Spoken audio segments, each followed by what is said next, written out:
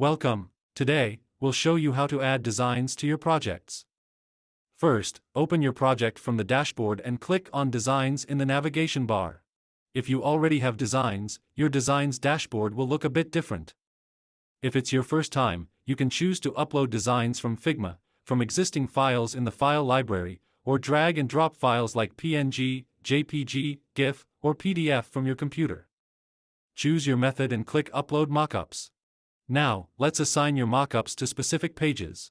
Upload your mockups, select the pages from the drop-down list for each design, and click Save and Add Mockups. To assign multiple mockups to one page, check the designs you want and click Assign at the bottom.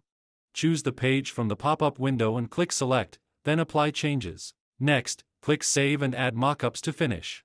And there you have it. Your design mockups are now linked to your sitemap pages.